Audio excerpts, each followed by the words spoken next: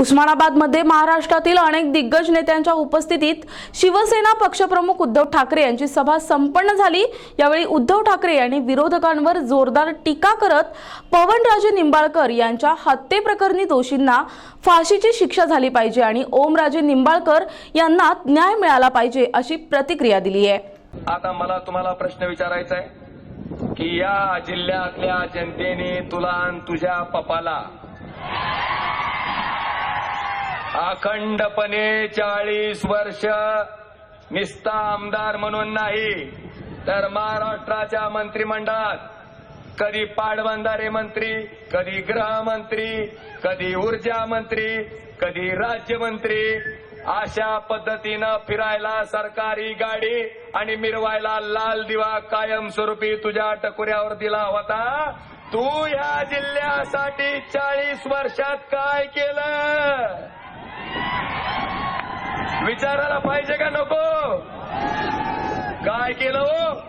तर उस्मानाबाद जिल्हा आर्थिक दृष्ट्या मागासलेल्या जिल्ह्याच्या यादीत क्रमांक 3 ला नेला आणि ह्याच जिल्ह्याचा माजी खासदार पद्मसिंग पाटील श्रीमंतच्या खासदाराच्या यादीत क्रमांक 3 ला नेला। बाबानो, जिल्हा दरिद्री जिल्ह्याच्या यादीत 3ऱ्या नंबरला आणि पद्मसिंह पाटील श्रीमंत खासदाराच्या यादीत 3ऱ्या नंबरला। गेल्या काही दिवसापूर्वी या विभागामध्ये एका शेतकऱ्याने आत्महत्या केली, ढवळे, आणि त्यांनी त्याच्या चिठ्ठीत नाव लिहून ठेवलं होतं ओमराजेचं। त्याच्या सोबत सुद्धा जो एक शेतकरी आहे त्याने असं म्हटलं की उद्धव ठाकरेंना आम्ही भेटायला गेलो होतो पण दुर्दैवाने भेट झाली नाही। भेट झाली असती तर नक्की त्याला वेगळं काहीतरी न्याय मिळाला असता। असेल, सत्य असेल, ते मला भेटायला आले असतील, दुर्दैवाने माझी भेट झाली नसेल, मी त्यांची माफी मागतो।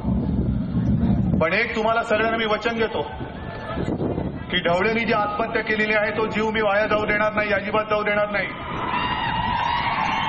कारण मी ओमराजेंकडनं पूर्ण माहिती घेतलेली आहे, सगळी कागदपत्र तयार आहेत आणि माझी नव्हे ओमराजेची सुद्धा हीच इच्छा आणि मागणी आहे की या प्रकरणाची निपक्षपातीपणाने चौकशी झालीच पाहिजे आणि जे गुन्हेगार असतील ते फासावरती लटकलेच पाहिजेत, ही आमच्या सगळ्यांची मागणी आहे, सगळ्यांची मागणी आहे। पण पाटील साहेब, उगाच तुम्ही काहीतरी दुर्दैवीची घटना घडलेली आहे, जणू काय आम्हीच हत्या केले असं तुम्ही तो जो काय म्हणता आहात, मग मी म्हणेन तुम्ही ज्यांचा प्रचार करता आहात ते तरी कोण आहेत? जसा ढवळेला न्याय मिळाला पाहिजे तसंच ओमराजेला सुद्धा मिळाला पाहिजे। कारण ही जी निवडणूक आहे, आता जयंत पाटील तुम्ही बोललात म्हणून मी बोलतोय की पवनराजेंचा खून कोणी केला, पवनराजेंची हत्या कोणी केली? एका बाजूला ज्याची हत्या झाली त्याचा पुत्र हा आमच्या युतीचा उमेदवार आहे आणि दुसऱ्या बाजूला ज्यांनी हत्या केली, केस चालू आहे, सरकार आमचं आहे, पण आम्ही न्याय जनसमुदाय पाहता ओमराजे निंबाळकर हे मोठ्या मताधिकाने निवडून येणार यात काही शंका नाही।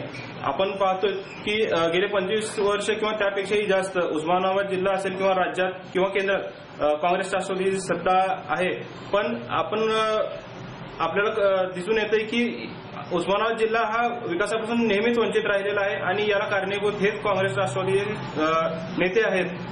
आपण पाहतोय उस्मानाबाद मधील तुळजापूर असेल किंवा नवदुर्ग असेल, इथे झालेला मोठा प्रचंड घोटाळे असतील, भ्रष्टाचार असेल, घरकुल असेल किंवा इतर असतील, मोठ्या प्रमाणात घोटाळे झालेले आहेत आणि यांना अभय देणारे हेच आजचे उमेदवार। तर अशा लोकांना आपण आता घरी बसवण्याची वेळ आलेली आहे। एकीकडे घराणेशाही तर दुसरीकडे संघर्षातून निर्माण होणारे ओमराजे हे आज गरज आहे की उस्मानाबाद जिल्ह्यातून मोदीचे हात बळकट करण्यासाठी उस्मानाबादचा खासदार म्हणून ओमराजे निंबाळकर यांना निवडून देण्याची आज गरज